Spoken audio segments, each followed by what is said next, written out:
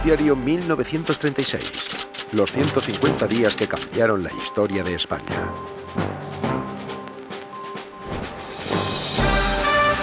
Noticiario independiente de la tarde. Desde nuestros estudios de la calle Antonio Maura de Madrid.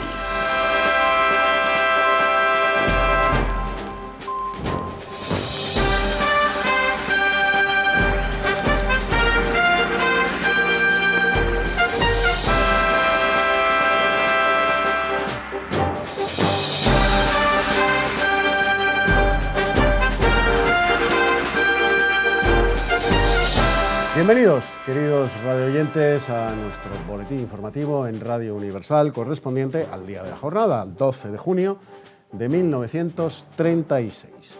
Protestas por la prórroga del estado de alarma. Los sucesos de Málaga y la extensión de los conflictos sociales han obrado como revulsivo en la opinión pública, extendiendo la idea de que las masas están fuera de control y la situación se hace cada vez más peligrosa. Esto provocó que el Gobierno forzara ayer la aprobación de la prórroga del estado de alarma. La irritación que en las derechas produjo el intento del Gobierno de hacer pasar sin discusión la petición de prórroga del estado de alarma se ha concretado en una proposición no de ley firmada en primer término por el señor José María Gil Robles. Las derechas negaron sus votos a la prórroga porque, tal como el Gobierno administra el régimen de excepción, resulta no solo inútil, sino además contraproducente. Y antes de iniciar el relato de la actualidad nacional en Radio Universal, vamos a una noticia publicitaria. ¿Sufre usted hernias? Antes de comprar nada, examine todo lo que se anuncia y al visitarnos podrá compararlo con el inimitable supercompresor Hernios automático, el más perfecto y científico que existe, sin tirantes de clase alguna, que construido ex profeso para usted, sirve para dominar y reducir totalmente su dolencia. Gabinete Ortopédico Hernios, Barcelona. Vamos pues a abrir esa página de información nacional que les anunciábamos antes del mensaje publicitario que acaban ustedes de escuchar. La imposibilidad de restablecer el orden público ha hecho que en los periódicos y en algunos círculos sociales se empiece a escuchar de manera insistente la posibilidad de instaurar un gobierno de plenos poderes, pero el gobierno considera que para restablecer la paz le basta con hacer uso de las facultades que le concede la Ley de Orden Público para el estado de alarma. Y nos pasan noticia urgente de redacción sobre la situación que se sigue viviendo en Málaga. La lucha abierta entre la UGT, el sindicato socialista, y la CNT, el sindicato anarcosindicalista, continúa causando víctimas. En los muelles del puerto, a las 8:45 de la mañana, 14 heridas de bala han terminado con la vida del sindicalista Carlos Santiago Robles y han dejado también herido grave a su compañero de la CNT, Esteban León Mateos. El gobernador de Málaga ha anunciado que, cumpliendo órdenes superiores, ha acordado levantar la clausura de los locales de la CNT y de la FAI, pues el gobierno quiere ser imparcial en estas luchas de las organizaciones obreras. En cuanto a la epidemia de huelgas, tenemos que reseñar que aunque algunos conflictos van solucionándose, es cierto, como la huelga de brazos caídos de los obreros que trabajan en la carretera de Valencia, la epidemia de huelgas continúa expandiéndose, como ocurre en el campo, donde se paralizan las faenas agrícolas por todo el territorio nacional. Y vamos nuevamente con una noticia de publicidad, antes de abrir nuestra página de información internacional. Heno de Pravia, un fino jabón cuyo uso diario e insistente hará posible la desaparición de las asperezas de su piel y la obtención de una piel suave y bella. Vamos pues con esa información internacional que les anunciábamos antes del último bloque publicitario en Radio Universal. La prensa internacional considera el discurso de Chamberlain como el anuncio de un cambio en la política exterior de Inglaterra. El discurso del ministro de Hacienda inglés, Neville Chamberlain, opuesto a continuar el régimen de sanciones contra Italia, centra la atención de los comentarios políticos de los diarios europeos por su posible significación y consecuencias. Los conservadores moderados, como The Times y Daily Telegraph, guardan una prudente reserva ante las repercusiones que puedan tener las palabras del ministro Chamberlain. La actualidad y la información deportiva nos la acercan de redacción con su carácter de última hora. Vamos a hablar de ese pleito que mantienen los toreros. Al final, tras días de tira y afloja, los tres diestros mexicanos, Armillita, Carnicerito y El Soldado, han toreado en la corrida del Corpus en Murcia. Como reacción a este hecho, Antonio García Maravilla, vicepresidente de la Asociación de Matadores de Toros y Novillos, ha dirigido una carta abierta a los medios de comunicación en la que pide que se haga caso a las peticiones de los toreros españoles a los que ampara la ley para que se limiten las apariciones en cartel de los toreros mexicanos, ya que ellos no tienen la misma reciprocidad en México por las leyes sobre el trabajo y los artistas que hay dictadas en este país, en México.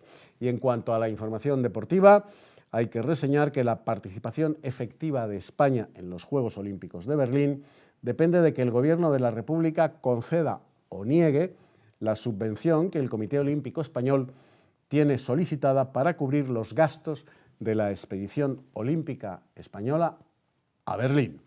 Y vamos a despedir nuestro tiempo de información en Radio Universal, nuestro boletín de la tarde, y lo vamos a hacer como siempre, con una melodía musical de nuestra elección, que esperemos sea de su agrado, amigos. Muchas gracias y hasta mañana.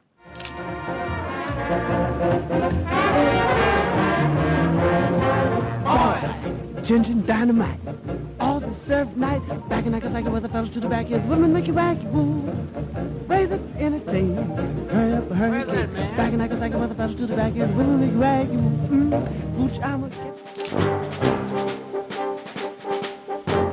Bueno, pues del 12 de junio de 1936 estamos ya en el 12 de junio de 2019 y para explicarnos el escenario que les acabamos de narrar en el noticiario 1936 del Día de Autos, si se me permite la expresión, pues está con nosotros, vuelve a estar con nosotros Luis Togores, escritor, historiador, profesor. ¿Qué tal, querido Luis? Muy buenas, don Eduardo. Encantado, ya lo sabes. Aquí, en la máquina del tiempo. La máquina del tiempo, sí, señor. Ojalá existiera, de verdad. No sé yo, ¿eh? Mejor donde estamos. Imagínate volver al Frente Popular. Bueno, con lo que sabemos hoy, sí, bueno, podríamos haber evitado algunas cosas. Bueno, querido Luis, vamos a ver. El deterioro del orden público es brutal en toda España. Pero la derecha, Gil Robles, niega su apoyo a la continuidad del estado de alarma decretado por el gobierno. ¿Por qué? ¿Por qué se opone?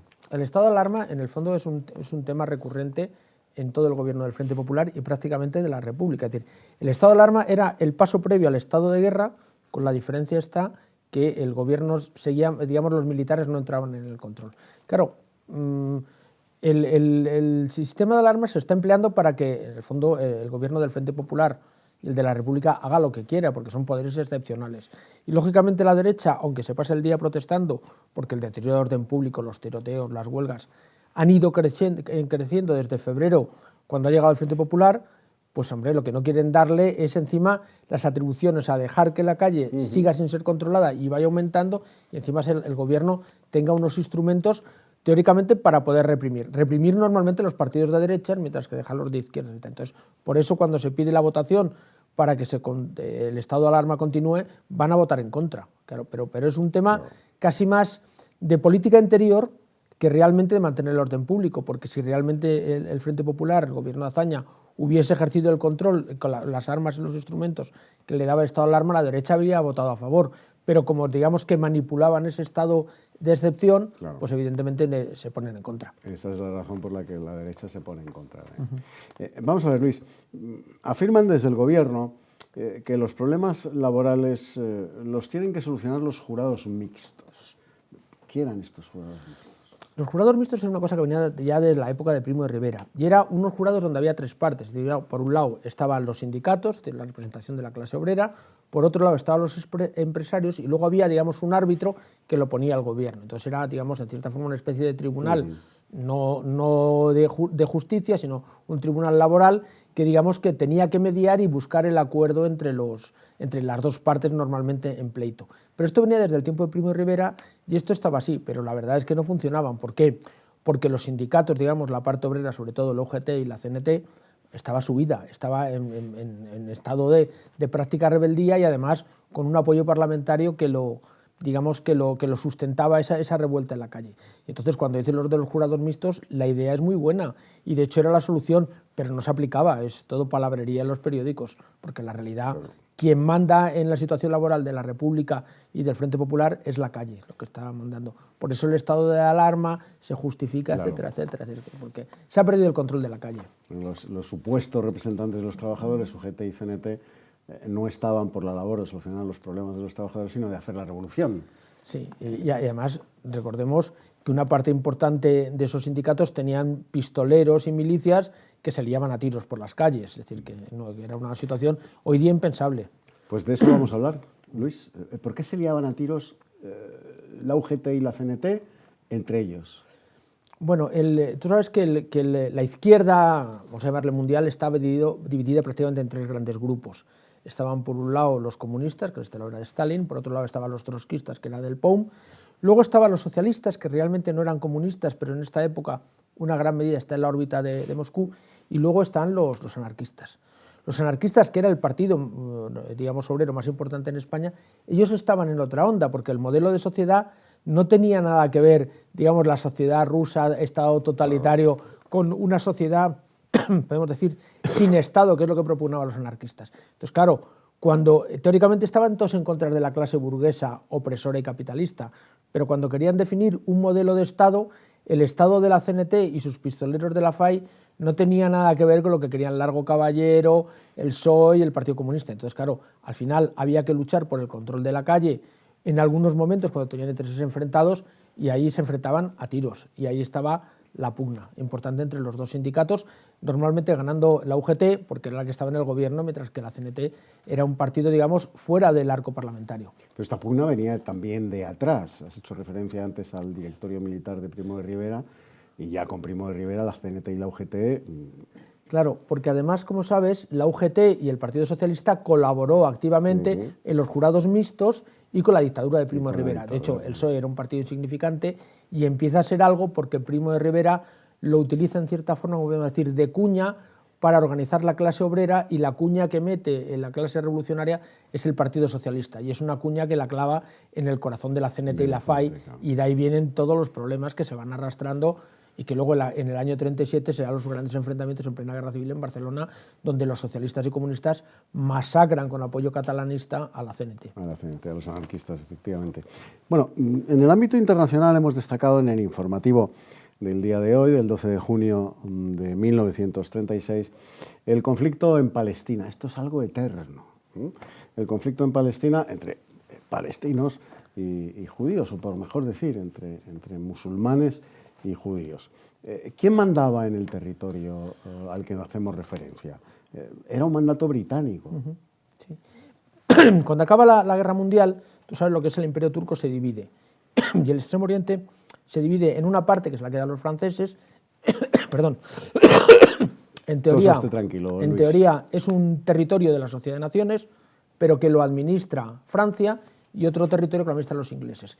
Y donde están los ingleses están empezando a llegar una comunidad judía que se está empezando a establecer allí, fruto del sionismo, porque ha colaborado, sobre todo los Rothschild, han colaborado para luchar contra Alemania. Entonces, una de las prebendas que les van a dar es que minorías judías sionistas se vayan estableciendo en el Estado de lo que luego será Israel, lo que en este momento es el mandato de Palestina.